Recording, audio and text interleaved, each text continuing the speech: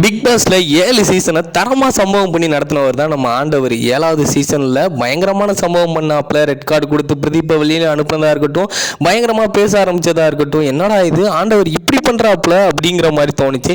இனிமேல் ஆண்டவர் வேணாம்ப்பா, இவர் ஆளை விட்டுருங்கப்பா, வேற யாராவது மாற்றுங்கப்பா அப்படின்னு சொல்லிட்டு யோசித்தோம். அப்போ தான் சிம்புவை மாற்றுங்கப்பா, வேற யாராவது மாற்றி விடுங்க அப்படின்னு சொல்லிட்டு சொல்ல ஆரம்பித்தோம். ஆனால் 7வது சீசனும் முடிஞ்சிச்சு. 8வது சீசனில் யார் வருவா?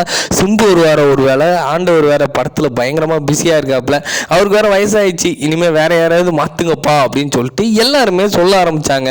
அவரும் அதுக்கேற்ற மாதிரி எனக்கு பட ஷெட்யூல்லாம் அதிகமா இருக்கு, இனிமே நான் பிக் பாஸ் பக்கம் உள்ள வருவானான்னு தெரியலையே அப்படின்னு சொல்லிட்டு ஆண்டவர் வேற போட ஆரம்பிச்சிட்டாப்புல.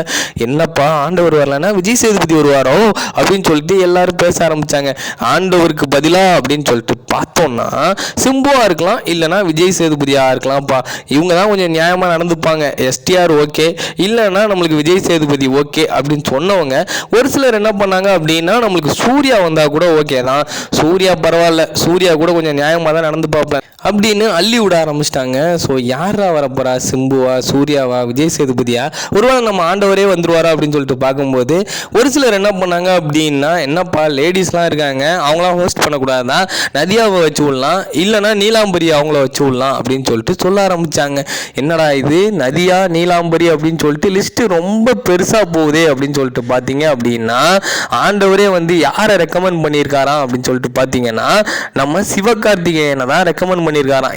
ஸோ சிவகார்த்திகேயன் ரெக்கமெண்ட் பண்ணதுக்கு காரணம், ஆல்ரெடி சிவகார்த்திகேயன் விஜய் டிவியில் கொஞ்சம் ஃபேமஸ்ஸு.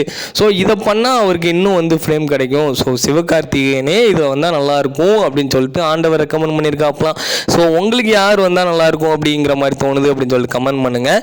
நான் சொன்ன இந்த லிஸ்ட்டில் உங்களுக்கு யார் வந்தால் ரொம்ப பிடிக்கும் அப்படின்னு சொல்லிட்டு மறக்காமல் கமெண்ட் பண்ணிட்டு நம்ம சேனலுக்கு ஒரு லைக்கை போட்டு, புதுசாக பார்க்குறவங்களா இருந்தால் மறக்காம நம்ம சேனலை சப்ஸ்கிரைப் பண்ணிட்டு போங்க. தேங்க்யூ.